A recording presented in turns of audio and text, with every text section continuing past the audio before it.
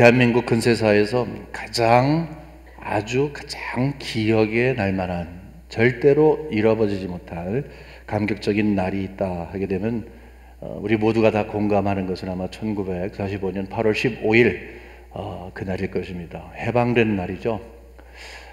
우리 한국 땅에 와서 횡포를 부리던 일본 사람들이 무조건 항복을 했습니다. 연합군에 무조건 항복을 했기 때문에 우리 한국 땅에 광복이 찾아왔습니다. 이 8월 15일 날을 우리가 매번 기념을 하는데 무엇을 기념하는가?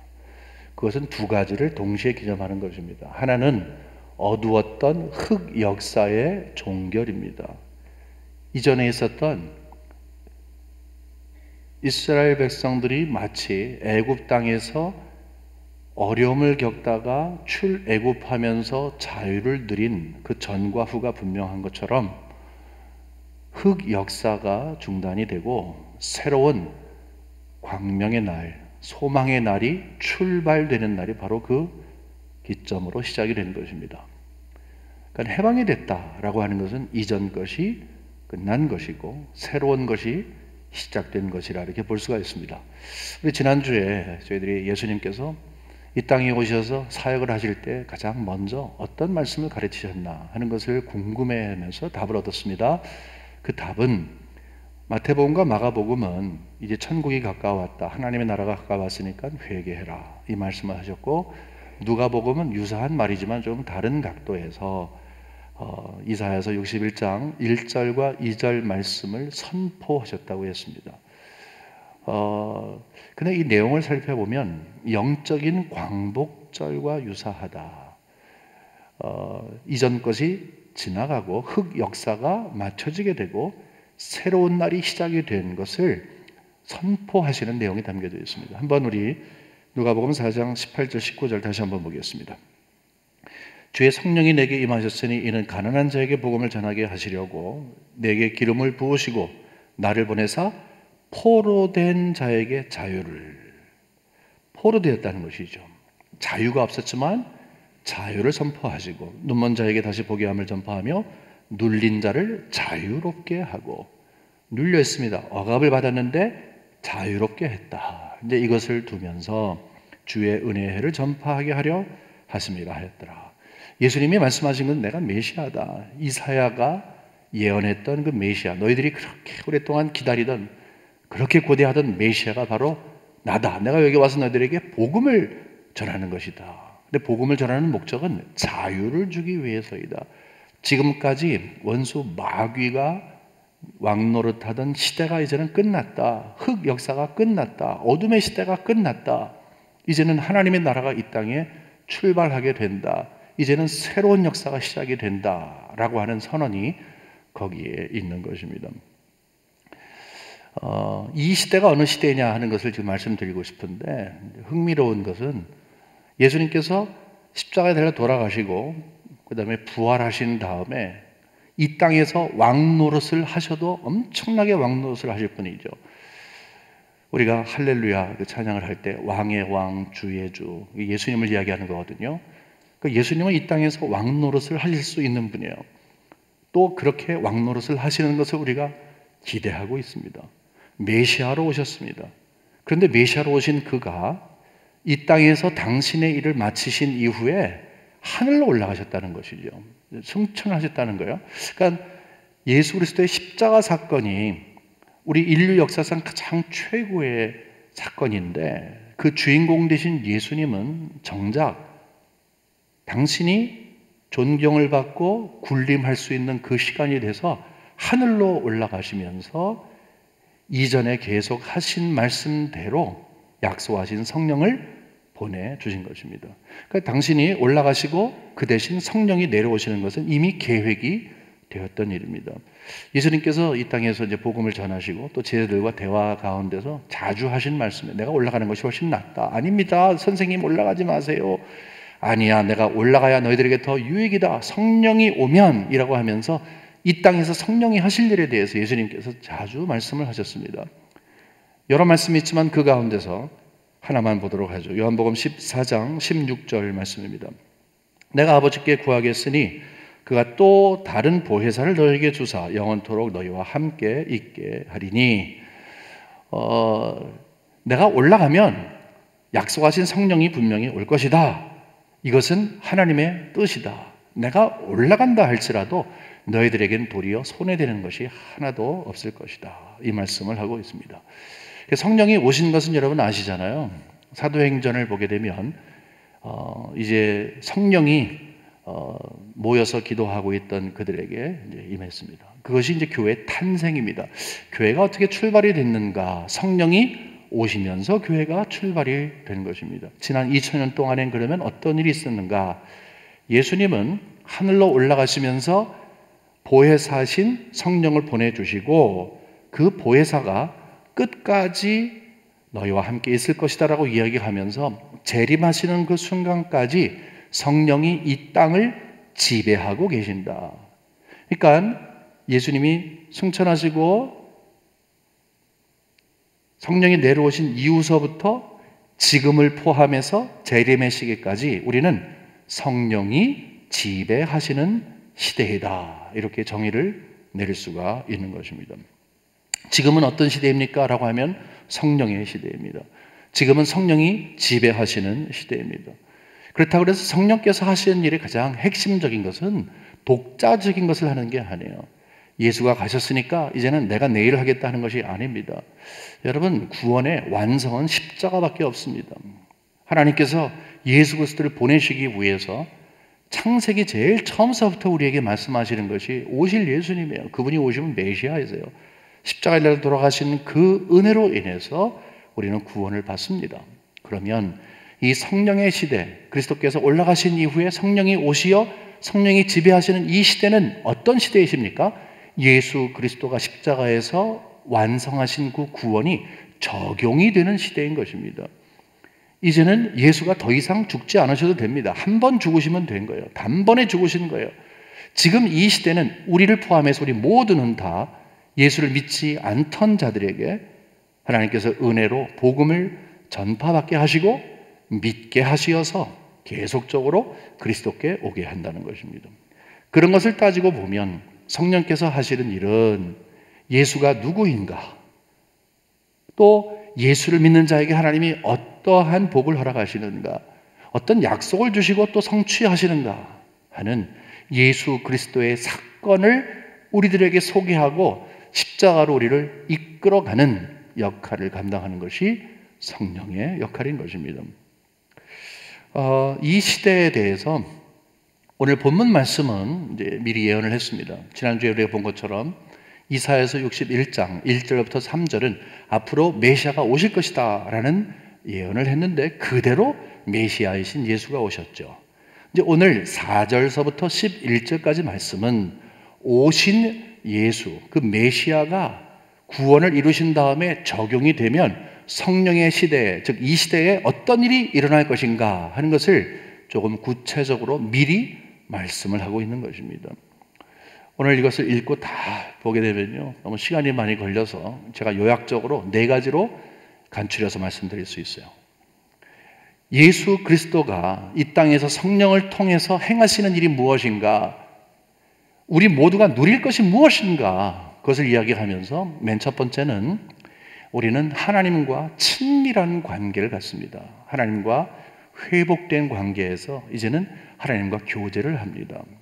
연합된 예수 그리스도와의 관계 가운데 우리는 끊임없이 하나님으로부터 가까운 사이, 사랑하는 사이, 은혜를 받으면서 우리 하나님을 더 알아가는 그런 하나님과 밀접한 관계를 갖는 관계 속에서 우리가 누리게 된다.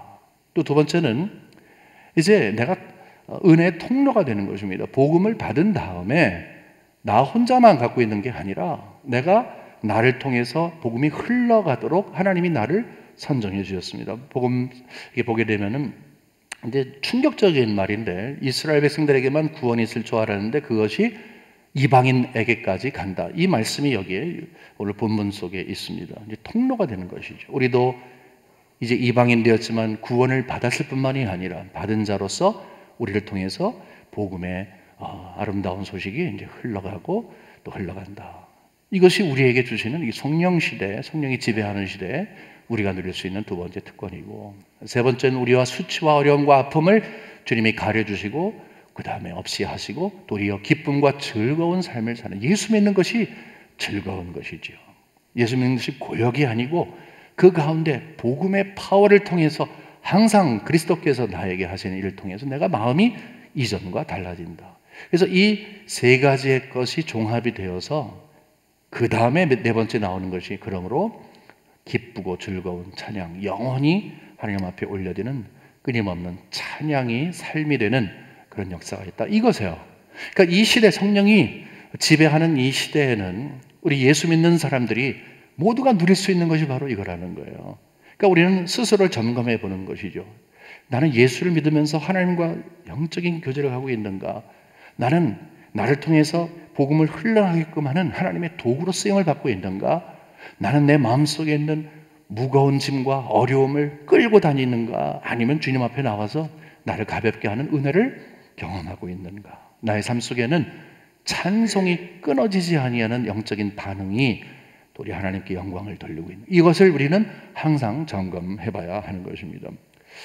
이 시대를 성령이 지배한다라고 했을 때 이 시대라고 하는 것은 참 긴 시대이죠. 예수님께서 올라가신 시대에서부터 그 다음에 재림하실 때니까 이 지금 계속되는 구원의 역사, 복음이 전파되고 있는 이 구원의 역사, 이 전 시대를 이야기하죠. 이것을 성령이 통치하는 것인데, 통치한다라고 했을 때 우리는 어떤 이 지역이나 아니면 어떤 교회나 어떤 그룹을 이 가시적인 것을 이 지배하는 것이 아닐까, 이런 그 생각을 갖습니다. 여기서 성령이 지배하신다 하는 것은 성도들을 지배한다는 것입니다. 성령은 나를 지배하는 것입니다. 세상에는 하나님과 관계없는 사람들이 있죠. 근데 하나님과 관계 있는 사람들을 찾아가시어서 이제는 하나님의 사람으로 만드시고 성령의 역사를 통해서 그 관계성을 회복시키시는 거예요. 그러니까 내가 예수를 믿고 있습니다 라고 하는 것은 성령과 연관이 있는 거죠. 왜냐? 이 땅에서 성령이 그 일을 하시기 위해서 예수께 인도하시니까. 그러니까 나는 지금 예수를 믿고 있다라고 하는 것은 성령과 연관이 있는 거예요. 근데 성령은 지배를 하는 거예요. 그래서 성령은 나를 지배를 하는 것이죠. 그러니까 성령 하게 되면 우리가 보통 그 특별한 그 신앙을 가지신 분들의 전유물이라고 생각을 합니다. 성부 하나님, 아버지, 성자 하나님, 예수 그리스도에 대해서는 우리는 거의 다 공통적인 생각을 많이 갖고 있는데, 성령 하나님에 대해서는 관심도 별로 없고 잘 모르기도 합니다. 특별히 아주 특별한 소위 뜨겁다고 하는 개인과 어떤 교단의 전유물이라고 생각을 하는 것은 매우 틀린 것입니다. 왜냐하면 이 시대는 성령의 시대이고 우리 모두는 다 성령의 지배를 받고 있고 받아야 하기 때문에 그래요. 그래서 오늘 다 말씀을 드리지 못하지만 이 가장 기초적인 두 가지의 질문을 함께 나누고 답을 얻으면서 나는 과연 성령의 지배를 받고 있는가 하는 것을 점검해 보려고 합니다. 두 가지 질문은, 첫 번째 것은 나는 내 안에 성령이 계시는 것을 알고 있느냐는 거예요. 내 안에 성령이 계시는가 하는 것입니다. 두 번째 것은 만일에 성령이 내 안에 계신다면 나는 성령 충만한가 하는 것입니다. 그것을 표현하면 내주하시는 하나님, indwelling spirit. 첫 번째 질문은 내 안에 성령이 계시는가. 그 다음에 두 번째는 내 안에 계신 성령이 나를 충만케 하신다면 나는 어떻게 충만한 삶을 살 것인가 하는 이 두 가지 문제, 아주 중요한 문제이죠. 오늘 여기에 대한 분명한 답을 여러분이 함께 받았으면 좋겠습니다. 첫 번째 질문은 과연 내 안에 성령이 계시는가 하는 질문이에요. 여러분, 이 질문을 딱 받게 되면 일단 고개를 딱 숙이죠. 제가 학생들 가르칠 때 무슨 질문을 하려고 그러잖아요. 그러면 그 사람한테 지적하고 묻는 것처럼 고개를 이렇게 숙이는데, 성령이 안에 계십니까? 그러면 일단은 뭔가 이렇게 하는 거예요. 왜냐하면 성령이 있는 것 같기도 하고 없는 것 같기도 하고 알쏭달쏭하거든요. 그리고 성령이 있으십니까? 하게 되면은 성령이 있는 무슨 증거를 보여야 되는데 딱 잡히는 게 없는 거예요. 예를 들어서 뭐 성령이 안에 있는 사람은 귀가 빨갛다 그러면 여기 있잖아요. 귀가 빨갛잖아요. 뭐 이렇게 아니면 목소리가 이렇게 돼갖고서 들어보십시오. 뭐 이런 식으로 뭔가 증거를 대야 되는데 증거되는 게 굉장히 쉽지 않다는 것입니다. 그러니까 무엇인가가 있어야 되는데 없기 때문에 굉장히 곤란한 거예요. 지금 이 질문을 드릴 때에도 분명히 곤란하셨을 거예요. 혼동되는 분도 있으실 거예요. 이전엔 있었는데 요즘은 없는 것 같아. 아니면 이전엔 없었던 것 같지만 요즘은 있는 것 같아. 뭐 별 생각이 다 있으실 거예요. 그래서 여러분에게 내 안에 성령이 내주하고 계시는가에 대한 질문을 정확하게 하고 답을 정확하게 받기 위해서 좀 다른 우회적인 질문을 던지도록 하겠습니다. 여러분 한번 생각해 보세요. 여러분 예수 그리스도가 어떤 분인지를 분명히 아십니까? 예수 그리스도의 십자가의 사건을 분명히 믿으십니까? 한번 잘 보세요. 잘 들어보세요. 예수 그리스도의 피의 공로로 여러분이 죄 사함을 받으신 것을 분명하게 믿으십니까? 예수를 믿으면 영생을 얻고 하나님의 자녀가 되는 것을 믿으십니까? 그리고 그뿐만이 아니죠. 이제는 내가 내 주인으로 살았지만 이제는 주님께서 나의 주인이시라고 하며 주는 You are my Lord. 그 Lordship을 그 주인됨을 인정하냐는 것입니다. 여러분 잘 들으시고 한번 답을 해보세요. 그래서 저를 따라오시면서 속으로 한번 답을 해보시기 바랍니다. 한번 yes, no를 한번 마음속에 한번 해보세요. 여러분들은 예수 그리스도가 누구인지를 분명히 알고 계십니까? 여러분들은 예수 그리스도께서 흘리신 피의 공로로 그의 피로 깨끗함에 씻으심을 받는 은혜가 있는 것을 분명히 믿으십니까? 예수 그리스도를 믿으면 영생을 얻고 하나님의 자녀가 되는 권세가 있는 것을 분명히 믿으십니까? 여러분들은 이전에는 내가 내 주인으로 살았지만 지금은 목자 되신 주님이 나의 주인이십니다 라고 하면서 우리 주님을 부를 때 주여 라고 부르시는 신앙이 있으십니까? 여러분 만일에 지금 쭉 여쭌 이 질문에 yes 라고 대답을 하신다면 이미 여러분은 여러분 안에 성령이 계신 줄로 믿으시기를 주님의 이름으로 축원합니다. 성령이 있으십니까? 성령이 내주하십니까? 이렇게 보면 사람들은 굉장히 복잡한 인식을 하는 거예요. 왜냐하면 어떤 이 초월적인 슈퍼내추럴한 자연적이지 않은 어떤 영역에서 나에게 뭔가를 막 찌릿찌릿 주고 무엇인가를 내가 받아서 거기에 힘이 생기고 무엇인가 내가 다른 일반 사람과 다른 비범한 모습이나 각오로 있어야 하는 것으로 내 마음이 뭔가 막 불이 막 타고 아니면 그것이 막 바깥으로 막 보여지고 삶 속에서 어떤 이런 것으로만 생각을 하기 때문에 우리는 성령이 이미 우리 안에 내주하고 계심에도 불구하고 이 특권을 우리는 제대로 알지를 못하고 있는 것입니다. 하나님의 말씀 두 군데만 보도록 하겠습니다. 고린도전서 12장 3절 말씀 보겠습니다. 하반절 말씀인데요. 또 성령으로 아니하고는 누구든지 예수를 주시라 할 수 없느니라. 성령으로 하지 않고서는 예수님을 나의 구주라 말할 수 없다는 거예요. 그러면 구주라고 이야기할 때까지 그 과정이 있잖아요. 예수를 전혀 몰랐어요. 근데 그분의 십자가를 소개받았어요. 그 죄사함에 대한 믿음을 갖고 있어요. 그리고 나아가서 맞습니다. 더 이상 나는 내가 내 주인이 아니라 우리 주님께서 나의 주인 되십니다. 라고 하는 것을 고백하게끔 되는데 이 모든 것은 내가 이전에는 성경 공부 안 하다가 성경 공부했더니 이전에는 성경을 그냥 훑다가 이제는 아주 깊이 팠더니 그 다음에 보니까 여기에서 이게 참 이제는 이것이 사실인 것을 내가 알았습니다 라는 것이 아니라는 거죠. 물론 그런 과정은 겪겠죠. 하지만 그 뒤에서는 성령께서 눈을 열어주시고 마음을 열어주시고 귀를 열어주시사 우리가 마땅히 알아야 할 것을 알게 하시고 고백해야 할 것을 고백하게 하셨다는 것입니다. 여러분이 똑똑해서 여러분이 시간을 많이 투자해서 예수의 도를 안 것이 아니라는 것이지요. 이미 우리 안에 성령이 계시지 않으면 마음이 움직일 수가 없습니다. 우리가 어떤 사람들인데 돌 같은 사람들인데 우리의 마음을 움직이시는 성령의 역사가 있으므로 우리가 그리스도를 분명히 한다. 그러니까 아까 말씀드린 것처럼 이 성령이 지배하는 시대는 성령이 독자적인 일을 하는 것이 아니라 그리스도께 인도한다고 했잖아요. 그러니까 우리의 마음을 두드리시는 거예요, 성령께서. 그리고 우리의 마음을 부드럽게 하시는 거예요. 그리고 복음을 받아들이게 하는 거예요. 이 모든 것은 다 성령의 일입니다. 그럼 여러분 분명히 믿으십시오. 여러분이 정말로 조금 전에 네 라고 대답할 수 있었으면 이미 성령께서 여러분 안에 계시어서 역사를 하신 거예요. 하나만 더 보겠습니다. 로마서 8장 9절 말씀입니다. 누구든지 그리스도의 영이 없으면 그리스도의 사람이 아니라. 그냥 교회 다니는 교인 말고 내가 누군가라는 정체성을 이야기할 때 나는 하나님의 아들입니다. 하나님의 딸입니다. 나는 그리스도인입니다. I'm a Christian. 나는 I'm the follower of Christ. 나는 예수를 쫓는 사람입니다. 라는 이 말을 자신 있게 할 수 있다면, 정말로 자신 있게 할 수 있다면 그것이 은혜입니다. 아무나 할 수 있는 게 아니에요.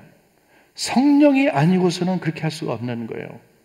우리가 누구인데 우리는 이 세상의 것에 취해 있고 세상의 가치를 수용하고 고집하는 것은 엄청 자연스럽습니다. 가만히 내버려둬도 해요. 하지만 우리가 정말 힘든 것은 그걸 뛰어넘는 게 힘든 거죠. 근데 성령께서 그것을 뛰어넘게 한다니까요.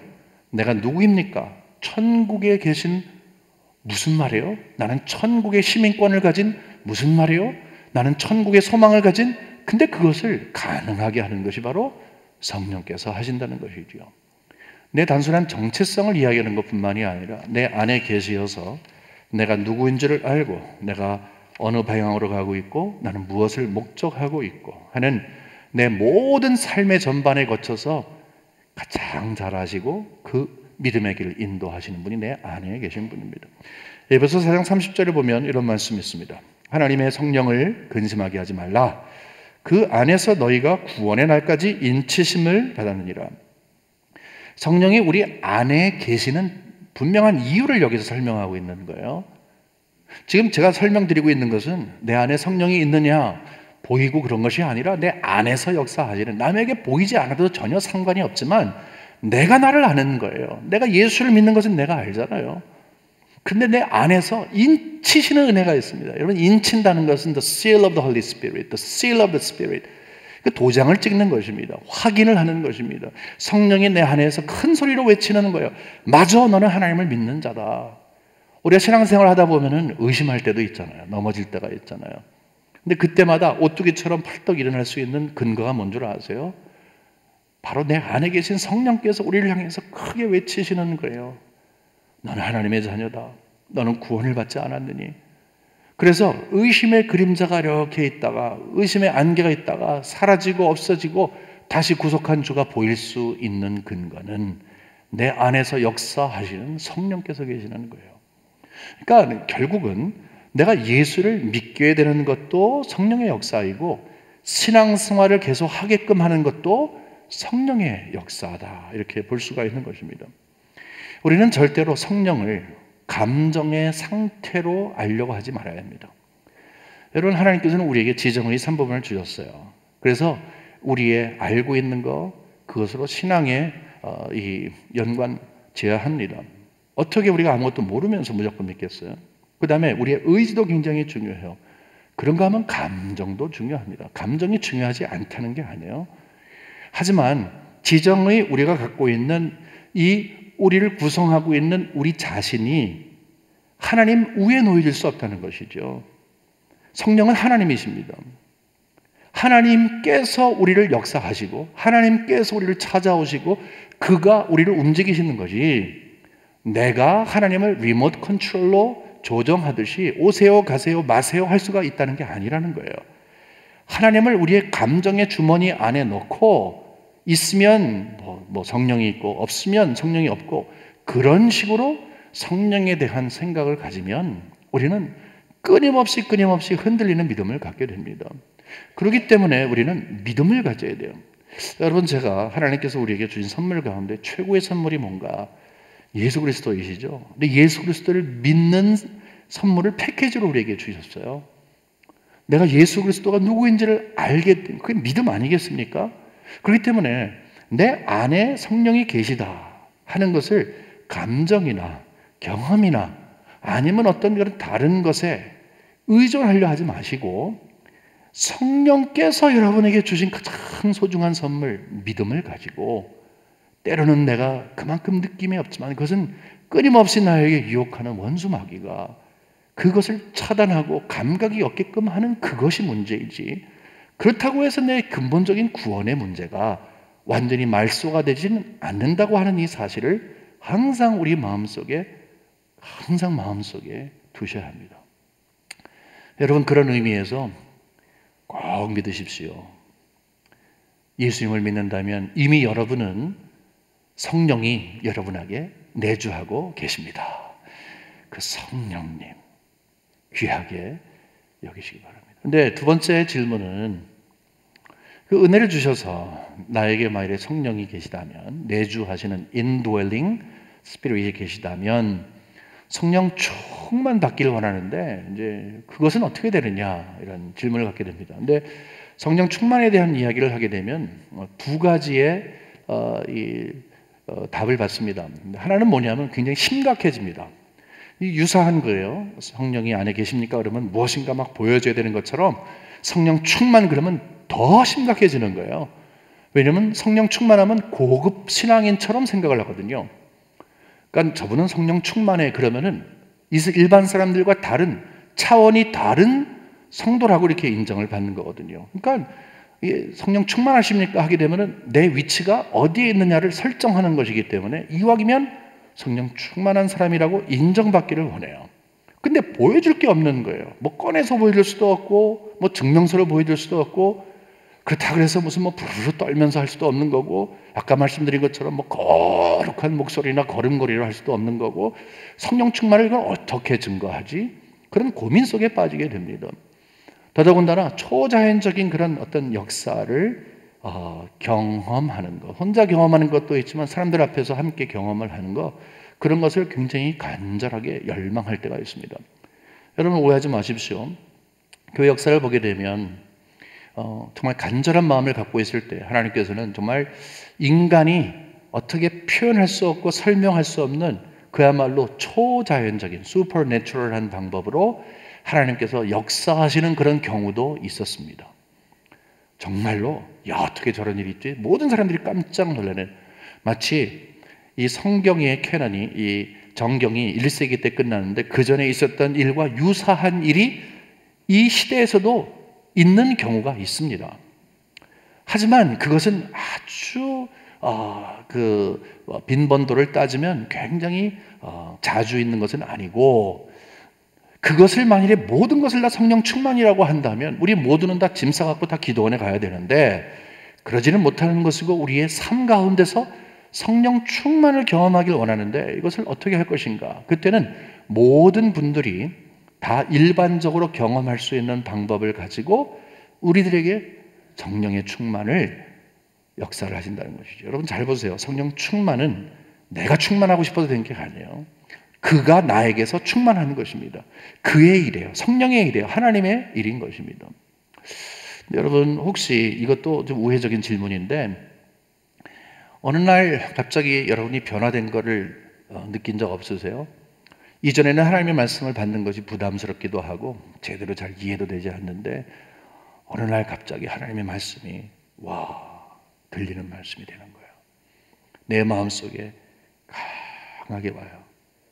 그야말로 살아서 운동력이 있다는 그 말이 맞아요. 나를 가만히 두지 않아요. 골수까지라도 쪼개는 그런 말씀이 있어요. 나를 회개시키고 격려를 주는 그런 말씀이 돼요. 왜 성경 말씀이 꿀보다 더 단가? 그걸 몰랐는데 말씀을 읽고 또 읽어도 그것을 놓고 싶지 않아서. 여러분 그런 삶의 변화가 혹시 여러분 삶 속에 경험이 되십니까?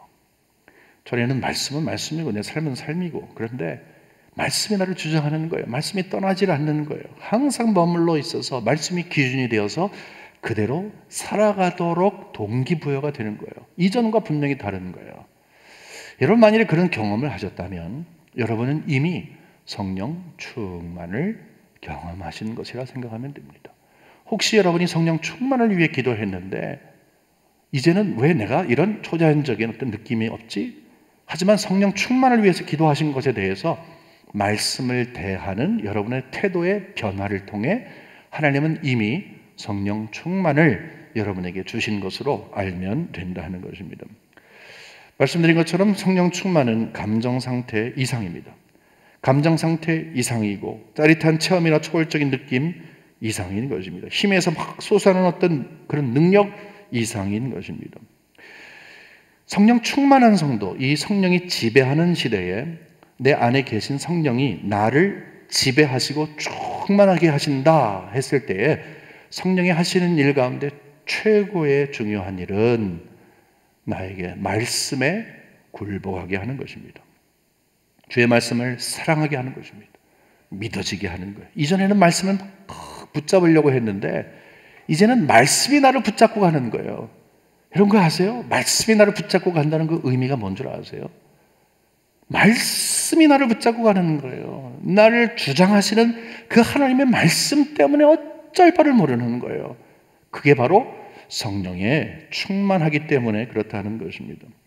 계속적으로 하나님의 말씀에 복종하게 되고 말씀과 기도 가운데 경건 생활이 시작하게 되고 그리고 무엇인가 다르게 내 삶 속에 이전에 없었던 성령의 열매가 나오고 성령의 은사를 주를 위해서 사용하고자 하는 마음의 동기부여가 된다. 그것이 바로 여러분에게 성령 충만한 모습이 있다는 것입니다. 그렇기 때문에 내가 성령 충만한가 아닌가 하는 것을 또 자꾸 무엇인가 막 꺼내놓고 뭐 받고 여러분 그런 것으로 생각하려고 하지 마십시오. 단회적인 것이 많습니다. 성령 충만의 특징은 지속적인 것입니다. 오늘 내가 성령 충만했으면 내일도 성령 충만한 것입니다. 그 성령 충만한 것이 지속되는 것이 곧 성화의 삶이고 그리스도를 닮는 모습인 거예요. 그러니까 내가 이전과 다릅니다. 이전과 달리 무엇인가 변화되기 시작합니다 하면 이미 성령께서 단순히 계신 분만이 아니라 여러분을 진정한 하나님의 사람으로 되도록 그래서 내가 주인됨을 내어놓고 그분이 내 주인 되시는 것을 인정하는 놀라운 은혜가 여러분의 삶 속에 시작이 되는 거예요. 그러므로 여러분 내가 성령 충만한가 하는 것을 여러분이 정말 아시고 성령 충만을 위해서 기도할 때에 이것을 머리에 두고 기도하십시오. 주님 성령 충만하게 하여 주시어서 말씀을 사랑하게 하시고 말씀에 붙들리게 하시고 말씀이라고 하면 내가 언제든지 그 말씀에 의해서 살아가는 나를 이끌고 가시는 그 말씀의 능력 앞에 사로잡게 하여 주시옵소서. 이것이 여러분과 제가 드려야 할 성령 충만의 기도를 하는 것입니다. 여러분 그런 놀라운 은혜가 있으시기를 주님의 이름으로 간절히 축원합니다. 이러한 결과가 있게 될 때 우리에게는 이전에 없었던 그런 변화가 생겨요. 그것은 이미 우리에게 주신 약속이에요. 예언적인 약속이에요. 우리 본문을 보게 되면은 10절과 11절에 나와 있습니다. 내가 여호와로 말미암아 크게 기뻐하며 내 영혼이 나의 하나님으로 말미암아 즐거워하리니 이는 그가 구원의 옷을 내게 입히시며 공의의 겉옷을 내게 더하심이 신랑이 사모를 쓰며 신부가 자기 보석으로 단장함 같게 하셨습니다. 땅이 싹을 내며 동산이 거기 뿌리는 것을 움돋게 함같이 주 여호와께서 공의와 찬송을 모든 나라 앞에 솟아나게 하시리라. 아멘. 꼭 이 내용은 61장 3절 말씀과 비슷하죠. 메시아가 오심으로 찬송의 옷을 입혀 주시는 것에 대해서 배웠어요. 마찬가지요. 예수 그리스도께서 메시아로서 이루어 놓으신 구원이 적용이 되면 반드시 찬송이 반응이 되는 것입니다. 왜 그런가 하면은 우리는 다 알고 있는 거예요. 여러분과 제가 얼마나 연약한 자들이에요. 자랑할 것이 뭐가 있어요. 그런데 내 안에 계신 성령께서 역사하시옵소서. 하나님의 사람답게 만들어 가시는 것을 알고 있는 거예요. 그뿐만 아니라 하나님과 깊은 교제도 가능하게 하고 나를 통로로 사용하시고 나의 기쁨의 옷을 입혀주시고 찬송을 주시고 성령의 시대 아래 성령의 지배를 받으면서 누리는 것을 누리면서 하나님께 너무너무 감사한 것이죠. 찬송이라는 것은 반응입니다. 그가 누구인지를 알 때 드리는 반응이 찬송이고 그가 하신 일이 무엇인지를 알 때 드리는 것이 바로 찬송인 것이지요. 이 찬송이라는 것은 기쁨의 표현입니다. 터져 나오는 것입니다. 여러분, 세상에는 세상적인 기쁨이 있고 예수 그리스도 안에서 누리는 기쁨이 있습니다. 세상적인 기쁨은 내가 원하는 것을 취할 때 얻는 것이 보통 기쁨이에요. 어린아이가 슈퍼마켓 가서 땡깡 부리지만 사탕 하나 딱 들고서 그 웃는 그 모습이 내가 원하는 것을 얻었기 때문에 그 기쁜 모습이야. 이것은 세상적인 것입니다. 근데 허무한 거예요. 더 얻고 더 많이 얻어도 채워지질 않는 거예요. 근데 기독교 안에 들어와서 그런 기쁨을 얻으려고 하는 우매한 사람들도 있습니다. 이 기독교라고 하는 이 복음을 근거로 하는, 십자가의 복음을 근거로 하는 하나님께서 성령을 통해서 지배하게 하시는 이 땅의 원리 가운데서 얻는 기쁨은 세상의 원리와는 전혀 다른 것입니다. 그 원리가 뭔 줄 아세요? 내 것을 놓는 기쁨이에요. 내가 쥐고 있는 것을 포기하는 기쁨이에요. 이 기쁨은 뭡니까? 이전에는 내가 주인인 줄 알았는데 결국은 성령을 통해서 그가 주이시다. 그거 뭐예요? 내가 놓고 있는 것을 놓는 거예요. 맡기는 것이죠. 의탁하는 자는 안심하며 의탁할 수 있습니다. 하나님이 어떤 분인지를 알면 알수록 내가 가지고 있는 것을 그에게 드리고 내가 없는 것조차도 그에게 드리는 은혜가 우리에게 있는 것입니다. 바로 거기에서 우리 성도의 비밀을 갖게 되는 거예요. 우리 한번 하나님의 말씀 보겠습니다. 데살로니가전서 1장 6절. 또 너희는 많은 환난 가운데서 성령의 기쁨으로 말씀을 받아 우리와 주를 본받는 자가 되었다. 이 데살로니가 교회는 마게도니아에 있던 교회였는데 환경적으로 보면 엄청나게 힘들었습니다. 많은 핍박과 혼란과 고난 가운데 있었어요. 근데 바울이 소리를 들었어요. 그들이 기뻐한다. 근데 그 기쁨이 보통 기쁨이 아니에요. 뭘 막 누리고 예수 믿기 때문에 더 많은 걸 얻고 뭐 부자가 되어서 뭐 이제 부동산이 늘어나고 뭐 아니면 뭐 자식들이 무슨 뭐 이제는 좋은 짝 같고 그런 것이 아니라 성령의 기쁨이라고 합니다. 그리고 그 마음속에 성령을 통해서 말씀이 채워진다고 했어요. 다시 한번 보겠습니다. 다시 한번 데살로니가전서 1장 6절. 또 너희는 많은 환난 가운데서 성령의 기쁨으로 말씀을 받아.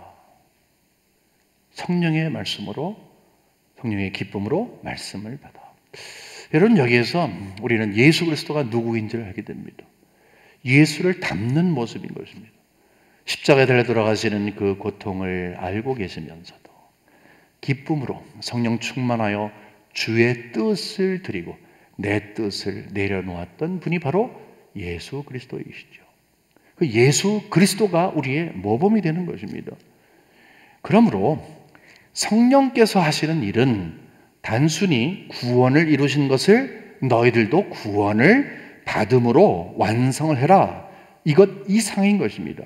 예수 그리스도의 성품이 나의 성품이 되고 예수 그리스도의 인내가 나의 인내가 되고 무엇보다도 예수 그리스도께서 성령으로 통해서 누리셨던 환경이 아니라 하나님께서 그 마음을 주장하셨기 때문에 누리게 하셨던 그 기쁨이 나의 기쁨이 되는 것. 예수의 기쁨이 나의 기쁨이 되는 것. 그것이 바로 성령께서 우리에게 역사하시는 것입니다. 우리는 지금 수요일마다 사도행전을 보고 있습니다. 근데 8장 마쳤습니다. 이제 빌립 집사님 사마리아 전도, 그 다음에 이제 에디오피아 내시를 만난 것, 이제는 9장에 들어가게 되는데 맨 처음서부터 우리 성도님들에게 함께 부탁을 했고 우리 말씀을 듣고 간절한 마음으로 기도한 내용이 있어요. 성령 충만한 것입니다. 이 성령 충만이라고 했을 때 이 성령께서 우리에게 강하게 역사하시고 우리의 눈을 뜨게 하시고 말씀의 사람이 되게 하시고 그가 원하는 하나님의 사람답게 되기 위한 목적을 갖고 갔는데 제가 그때 이런 말씀드렸어요. 식기도할 때도 성령 충만을 위해서 기도하십시오 그랬어요. 왜인지 아십니까? 성도들이 이 성령이 지배하는 시대에 성령 충만하지 않고서는 도저히 하루를 살 수가 없는 거예요. 원수 마귀의 유혹이 너무 큽니다. 우리가 걸어가야 할 길은 많은데 거기 걸림돌들이 한두 가지가 아닌 것입니다. 그러므로 여러분, 성령 충만은 자랑거리가 아니에요. 어떤 너는 나와 달라, 나는 너와 달라 이런 식으로 어떤 격을 맞추는 그런 목적으로 사용되는 것은 더더군다나 아닙니다. 우리 모두는 다 성령 충만해야 합니다. 왜냐하면 성령 충만해야 말씀 충만하기 때문입니다. 성령 충만하고 말씀 충만할 때 기쁨이 충만하기 때문에 그렇습니다. 주위에 있는 환경들이 신앙의 출발점이 아니요, 내 안에 역사하시는 성령이 신앙의 출발점이고, 이것을 나에게 확신을 주시는 성령을 통하여서 지금도 하늘에서 나를 위해서 중보하고 계시는 예수 그리스도가 성령을 통하여서 예수 당신께서 행하신 일을 완성시켜가는 모든 과정 속에서 절대로 우리를 버리지 아니하시고 포기하지 아니하시는 그 은혜를 내가 확신할 때에, 그때 우리의 삶이 찬양이 되는 것입니다. 우리 믿음의 동역자 여러분, 성령께 민감하십시오. 여러분 안에 성령이 거하시도록 믿음을 가지십시오. 성령이 거하시기에 이제는 충만하게 하십시오. 그래서 충만케 하시는 성령께서 여러분의 마음속에 계속적으로 말씀을 허락하시고 하늘의 비밀한 것도 보여주시고 약속을 지키시는 그 하나님을 삶 속에서 가까이 만나면서 큰 기쁨을 누리시며 막 지어내 짜는 그런 웃음이 아니라, 환경 때문에 오는 웃음이 아니라, 세상적인 기쁨이 아니라 마음속에서 역사하시는 성령께서 항상 마음속에 큰 기쁨을 채워주시어서 자연스럽게 그것이 웃음으로 드러나는 놀라운 역사를 체험하시는 것 제가 되기를 주님의 이름으로 간절히 축원합니다.